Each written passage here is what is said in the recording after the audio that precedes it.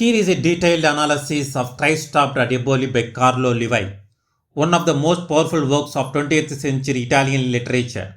Overview. Title: Christ Stopped at Eboli. Author Carlo Levi. Published 1945. Genre: autobiographical, political memoir and philosophical reflection.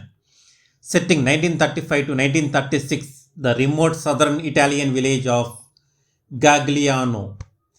Context: Carlo Levi, a Turin-born painter, doctor and anti-fascist intellectual, was exiled by Mussolini's regime for his political opposition.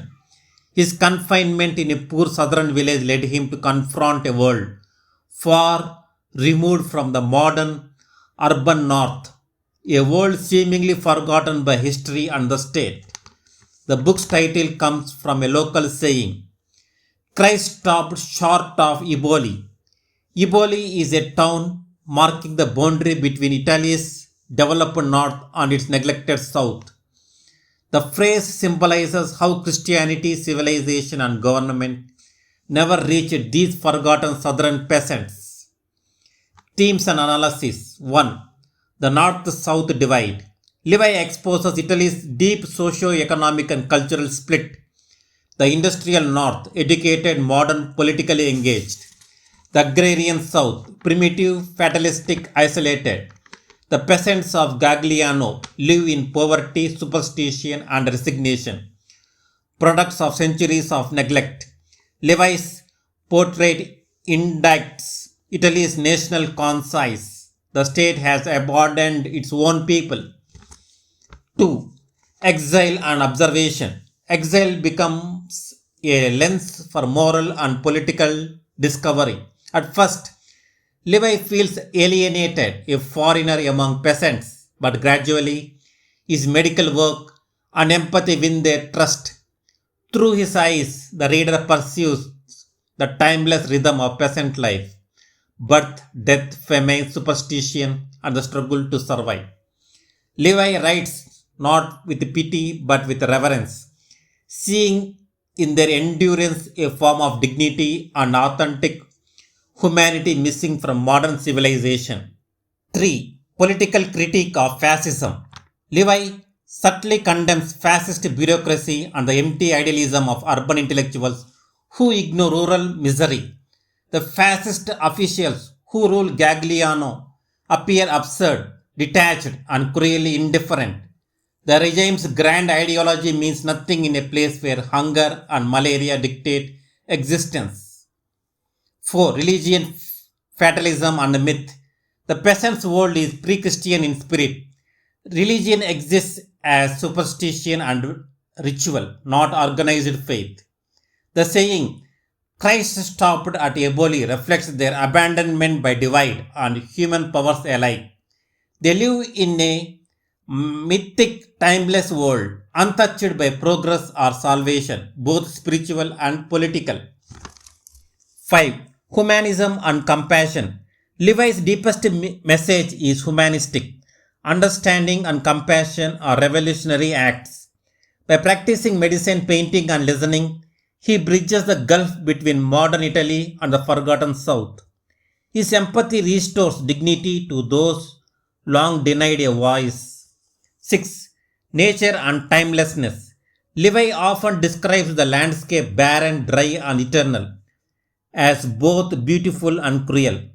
Nature mirrors the peasant's condition, trapped in cycles of endurance without change. The prose lyrical quality conveys this suspended sense of time. Style and structure. Blends genres: memoir, ethnography, political essay, and poetic reflection. Tone. Melancholic yet compassionate. Language: rich in imagery, biblical resonance, and irony. Structure: episodic.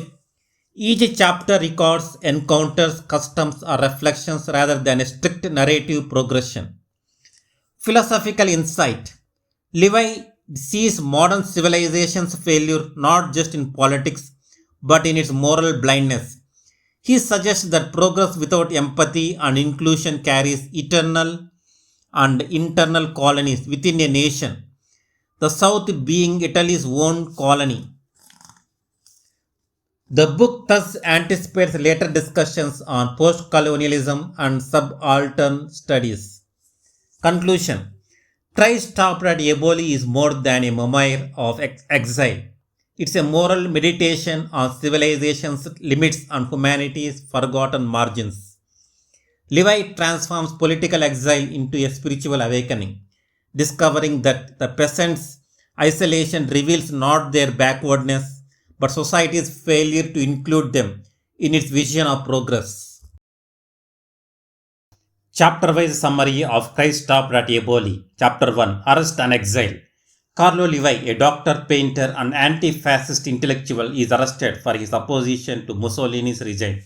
He is sentenced to internal exile in Lucania, a remote and impoverished region in southern Italy. He is taken through barren, sunburned hills to the small isolated village of Gagliano. The people are suspicious but curious about this educated stranger from the north. Levi feels alienated and cut off from his old life, describing the place as outside of history. Chapter 2: The World of the Peasants. Levi begins to observe the peasants closely. They live in extreme poverty, plagued by malaria and hopelessness. Their huts are shared with animals. Their lives follow the rhythm of nature, not the state. They believe that Christ stopped at Eboli, meaning civilization, Christianity, and government never reached them. Levi is struck by their resignation and fatalism, but also by their dignity and deep humanity. Chapter 3: The Fascist Bureaucracy. The fascist authorities who govern the village are petty, corrupt, and detached from real life. The mayor, Carabinieri, and Podesta, local leader, enforce rules that make no sense in the peasant's world. Levi realizes that the state presence is more punitive than protective, a symbol of control rather than care. He becomes aware of absurdity of fascist ideology when imposed on such neglected lives. Chapter 4: The Peasants' Beliefs and Superstitions. Levi discovers a world where magic, folklore, and ancient rituals replace religion and law. The peasants consult magicians, saints, and dreams for guidance. They speak of spirits, curses, and the evil eye. This chapter highlights how isolation has preserved a pre Christian pagan culture. Levi interprets their beliefs as psychological defense mechanisms in a world where official religion and government have failed them. Chapter 5: Levi as a doctor. Though forbidden to practice medicine, Levi is asked to help the sick because the official doctor is distant and uncaring. He treats the peasants' malaria, fevers, and infections, earning their trust and affection. Through healing, he finds purpose of human connection. Medicine becomes a metaphor for moral and social healing, bridging the gap between two Italies, the modern North and the forgotten South. Chapter 6: Friendship and Understanding. Levi befriends villagers like Julia, his housekeeper, and other peasants who open up about their struggles and beliefs. He learns their stories of hardship, loss, and endurance. He also paints portraits of the people and the land, capturing their beauty amid suffering. Gradually, exile becomes less of a punishment and more of a spiritual education. He begins to feel at home in their timeless world. Chapter 7: Reflections on Civilization and the South. Levi reflects on Italy's deep divisions, the two Italies that coexist but do not understand each other. He realizes that the South is not backward by nature, but has been abandoned by history. He condemns the northern intellectuals and politicians who claim to represent Italy while ignoring the peasants' plight. This section turns the memoir into a moral and political essay, anticipating later sociological studies of the South. Chapter 8: The End of Exile.